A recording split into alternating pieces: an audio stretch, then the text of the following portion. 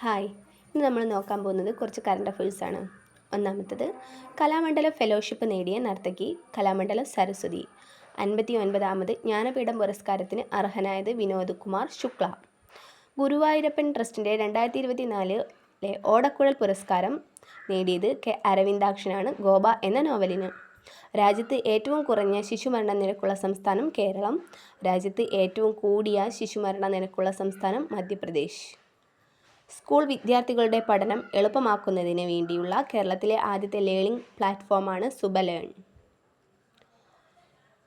Higher secondary വിദ്യാർത്ഥികളുടെ English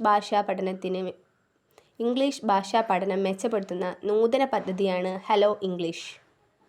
വികലാംഗ സമൂഹത്തിലെ അംഗങ്ങളുടെ പാർപ്പിടം മെച്ചപ്പെടുത്തുന്നതിനായി ആരംഭിച്ച പദ്ധതിയാണ് തണൽ.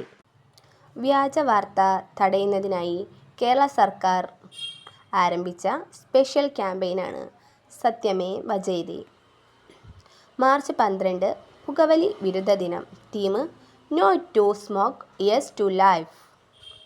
രാജ്യത്തെ ആദ്യ വനിതാ നിയമ സെക്രട്ടറിയായി നിയമിതയായത് അഞ്ജു രതി റാണ. ഇന്ത്യൻ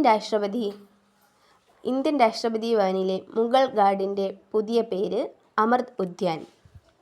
ഇന്ത്യ സന്ദർശിച്ച ചിലി പ്രസിഡന്റ് ഗബ്രിയേൽ ബോറിക്.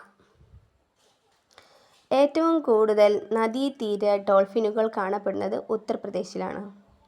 ഈ എഫ്.ഐ.ആർ. രജിസ്റ്റർ ചെയ്ത ആദ്യ കേന്ദ്രഭരണ പ്രദേശമാണ് ജമ്മു കാശ്മീർ.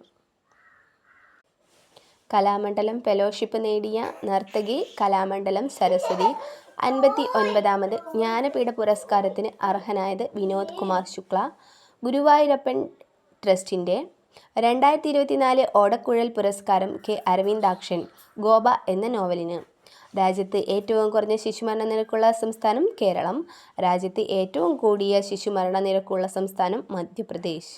സ്കൂൾ വിദ്യാർത്ഥികളുടെ പഠനം എളുപ്പമാക്കുന്നതിന് വേണ്ടിയുള്ള കേരളത്തിലെ ആദ്യത്തെ ലേണിംഗ് പ്ലാറ്റ്ഫോമാണ് സുബലേൺ. ഹയർ സെക്കൻഡറി വിദ്യാർത്ഥികളുടെ ഇംഗ്ലീഷ് ഭാഷ മെച്ചപ്പെടുത്തുന്ന നൂതന പദ്ധതിയാണ് ഹലോ ഇംഗ്ലീഷ്. വികലാംഗ സമൂഹത്തിലെ അംഗങ്ങളുടെ പാർപ്പിടം മെച്ചപ്പെടുത്തുന്നതിനായി ആരംഭിച്ച പദ്ധതിയാണ് തണൽ. വ്യാജ വാർത്ത തടയുന്നതിനായി കേരള സർക്കാർ ആരംഭിച്ച സ്പെഷ്യൽ ക്യാമ്പയിനാണ് സത്യമേവ ജയതേ. മാർച്ച് 12 പുകവലി വിരുദ്ധ ദിനം. Theme no to smoke, yes to life. രാജ്യത്തെ ആദ്യ വനിതാ നിയമ സെക്രട്ടറിയായി നിയമിതയായത് അഞ്ജു രതി റാണ.